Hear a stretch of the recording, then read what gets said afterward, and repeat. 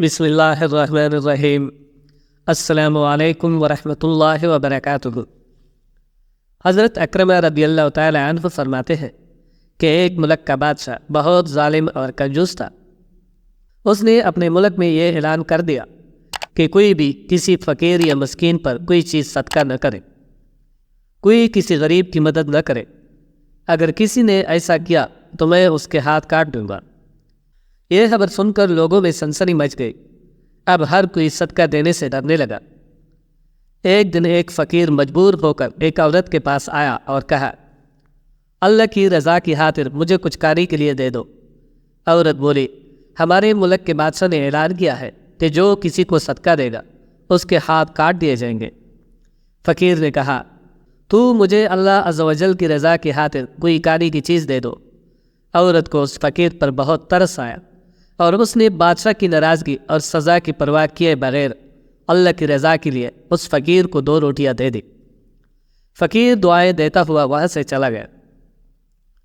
جب بادشاہ کو معلوم ہوا تو اس نے عورت کی طرف اپنے سپاہی بھیجے اور عورت کے دونوں ہاتھ کاٹ دیے گئے۔ کچھ عرصے بعد بادشاہ نے اپنی ماں سے کہا، مجھے کسی ایسی عورت کے بارے میں بتاؤ جو سب سے زیادہ حسین و جمیل ہو تاکہ میں اس سے شادی کروں۔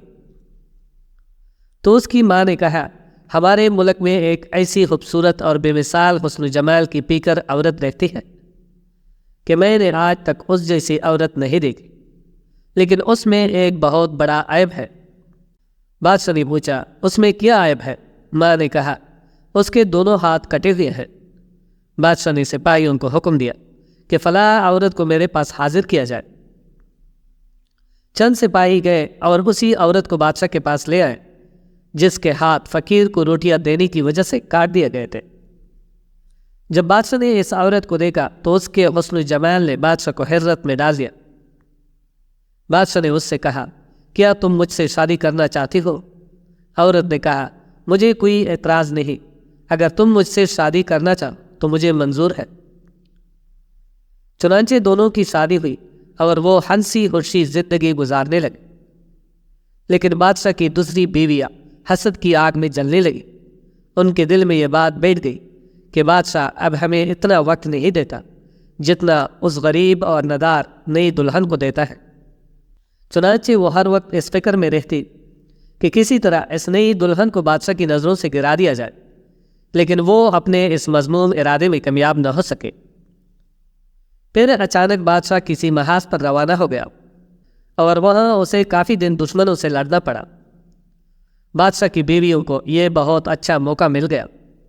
انہوں نے بادشاہ کو خط لکھا کہ تمہارے پیچھے تمہاری نئی دلہن نے تمہاری عزت کو داغدار کر دیا ہے اور وہ بدکار ہو گئی ہے، اور اس بدکاری کے نتیجے میں اس کے ہاں بچہ بھی پیدا ہوا ہے۔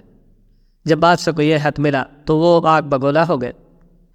اس نے فوراً اپنے قاصد کو یہ پیغام دے کر اپنی والدہ کے پاس بھیجا کہ اس بدکار عورت کو اس کے بچے سمیت میرے ملک سے نکال دو، اس کے گلے میں کپڑا باندھ کر بچہ اس میں ڈال دو اور انہیں کسی جنگل میں چھوڑ دو۔ اس کی ماں نے ایسا ہی کیا اور اس کے گلے میں کپڑا ڈال کر بچہ اس میں ڈال دیا۔ پھر اسے ملک سے دور ایک جنگل میں چھوڑ دیا گیا۔ اب وہ بیچاری تنہا جنگل میں رہ گئی، لیکن اسے اپنے رب سے کسی قسم کا کوئی شکوہ نہ تھا۔ وہ اس کی رضا پر راضی تھی۔ وہ بیچاری اسی طرح جنگل میں گھومتی رہی۔ پیاس کی شدت نے اسے پریشان کر رکھا تھا۔ آخر اسے دور ایک نہر نظر آئی۔ وہ نہر پر گئی اور جیسی ہی پانی پینے کے لیے جھکی تو اس کا بچہ گہرے پانی میں جا گرا اور ڈوبنے لگا۔ جب عورت نے اپنے بچے کو ڈوبتے دیکھا تو وہ رونے لگی۔ اتنے میں اس کے پاس 2 خوبصورت نوجوان آئے اور اس سے پوچھا، تم کیوں رو رہی ہو؟ اس نے کہا، میں پانی پینے کے لیے جھکی تو میرا بیٹا اس نہر میں گر کر ڈوب گیا، میں اس کے غم میں رو رہی ہوں۔ ان خوبصورت نوجوانوں نے پوچھا، کیا تو چاہتی ہے کہ ہم تیرے بچے کو نکال لائیں؟ عورت نے بےتاب ہو کر کہا، ہاں، میں چاہتی ہوں کہ اللہ عز و جل مجھے میرا بچہ واپس لوٹا دے۔ ان نوجوانوں نے دعا کی اور اس کا بچہ نکال کر اسے دے دیا۔ پھر انہوں نے پوچھا، اے رحم دل عورت، کیا تو چاہتی ہے کہ تیرے ہاتھ تجھے واپس کر دیا جائے اور تو ٹھیک ہو جائے؟ اس نے کہا، ہاں، میں چاہتی ہوں۔ چنانچہ ان دونوں نوجوانوں نے دعا کی اور اس کے دونوں ہاتھ بالکل ٹھیک ہو گئے۔ عورت نے اللہ کا شکر ادا کیا اور حیران نظروں سے ان نوجوانوں کو دیکھنے لگی، جن کی برکت سے اسے ڈوبا ہوا بچہ بھی مل گیا اور اس کے ہاتھ بھی اسے لوٹا دیا گئے۔ نوجوانوں نے پوچھا، اے عظیم عورت، کیا تو جانتی ہے کہ ہم کون ہیں؟ عورت نے کہا، نہیں۔ عورت کا جواب سن کر انہوں نے کہا، ہم تیری وہی 2 روٹیاں ہیں جو تو نے ایک مجبور سائل کو دی تھی۔ مزید ایسی ہی ویڈیوز کے لیے چینل کو ضرور سبسکرائب کریں۔